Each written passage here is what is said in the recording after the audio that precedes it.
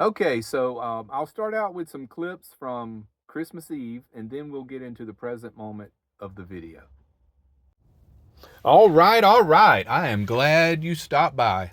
Look at that sunset. How about this one? Not a bad way to spend Christmas Eve. Check this out. All right, so I'm camping with Mary right now. Look what she cooked. We got grilled chicken, peppers, tortillas, sour cream, salsa. That is smelling good. It's about to get in my belly. Don't forget the beans. This looks so good. Thank you, Mary. She's camera shy, but she's sitting right here beside me. All right, let's eat. Well, that was delicious. Now it's time to sit back and enjoy the Christmas lights. Check these out. She had 2 packs of lights. We just hung them up on the tent. It's been a long time since I had lights at Christmas Eve. Look at these. They're little camper trailers. Look at that. That's cool. They keep trying to twist upside down, though. Yeah, it's a nice touch. Have some Christmas lights for a change. Hope everybody has a Merry Christmas. And big things are about to happen in the new year. I've got big news to share with you. I'll do that at the end of the video. But right now, just take in the lights. Okay, back to the present moment. You're looking at the I-10. I am at Dome Rock camping area in Quartzsite. I'm only here for a night, then I'm going somewhere else. But you should have seen that interstate about an hour ago. It was bumper to bumper. Today is the day after Christmas. A lot of travel goes on today, but it looks like the traffic's moving on pretty good now. Okay, so here we are. Dome Rock is right over there, that little pointy rock right there. And I think it's got the letter Q on it that somebody arranged some rocks on. I think that's the one. I could be wrong about that. But anyway, I wanted to show you this. I just used the DC to DC charger from Blue Eddy for the first time in a couple of weeks. And I don't know if I actually showed you this, but I added a fuse block here. It's a 60 amp fuse block on here on the positive terminal of the starter battery. That's going to make that much safer. So I haven't even mounted this thing yet because I'm not using it much at all. I've been getting by on solar pretty good. So right now it's just stuck right here on the dash. And there it is. Got plenty of cabling that reaches all the way to the back to plug into the power station when I need it. Let me cover that so the sun doesn't bleach it out. And most of the time I just stick it down in this little basket here in the floorboard. And but yeah, it charged me up from 70% to 80% in no time. And it was really cloudy yesterday and this morning. It looks like the sun's trying to break through today though. But I've been getting by on solar out here. Remember, I split these into 2 systems. This is 200 watts here, and then that's 200 watts there. 2 different systems for charging multiple power stations at the same time. So I don't have to just plug into one power station. I can plug into 2, and then I could charge my 3rd power station with the DC to DC charger if I had to. But yeah, I just wanted to use the charger for a little bit today. Didn't really need to. As low as I've gotten on my power station is 70%. Has not dropped below 70% on a 2,000 watt hour power station. That's my main one. Let's jump in here and show you.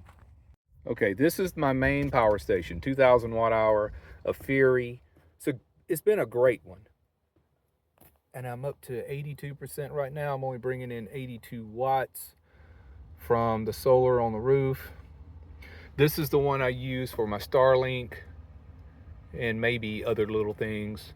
And then this one, that's the Blue Eddy.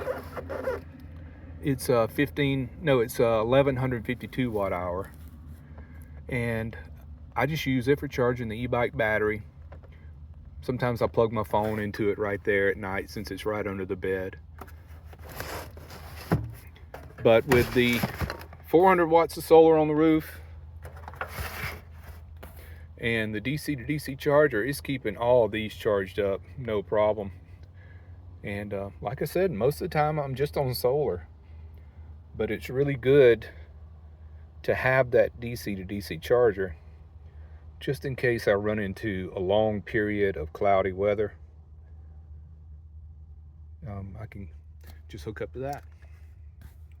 Okay, so back to my big news. How do I even tell this story? I don't want to jump the gun on this, but I may have acquired myself a home base in California, near about an hour north of Big Bear. Yes. How would something like this happen? Well, I've got a friend that has a place over there that's sitting vacant, and this might not work out. It just might not, because he really needs somebody to be there longer than I can be there. I could do like a week, a month there. And come summer, you know how I like to travel around a lot. I just don't know how it's going to work out. I want to make sure I'm doing him the benefit of having somebody there to look after the place. Yeah, he may decide, you know, Maddie, you're just not able to spend enough time there. I'm gonna have to go with somebody else. We'll see how that works. But for most of the year, I think it would work, even in the summer, because the house is kind of down in the desert. It's probably about, I don't know, 2,700 feet elevation, which would be really hot in the summer. But the plan is I could go up into San Bernardino National Forest. That's Big Bear. There's places up there like 9,000 feet elevation where it'd be nice and cool. So in January, I'm going over to do the walkthrough and get the keys and stuff like that. And it's 3 hours west of Quartzsite. And this could be huge. It'd be a great place to, you know, just to go and reset, do laundry, stuff like that. And it's just an amazing thing that just kind of happened.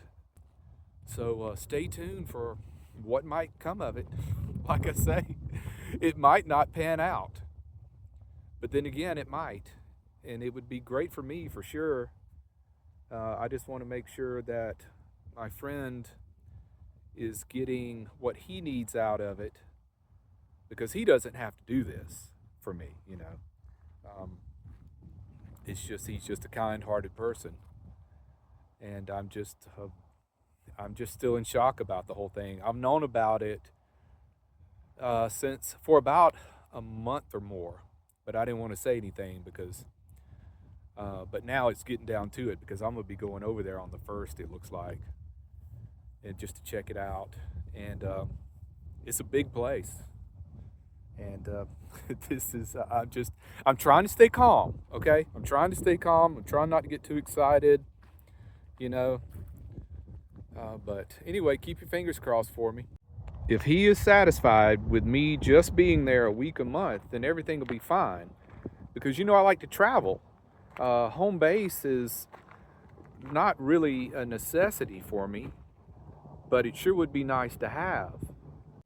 And the area that it's in is very convenient to a lot of places I'd like to check out in California, like the Sierras and the Sequoias, things like that, just a couple of hours drive away.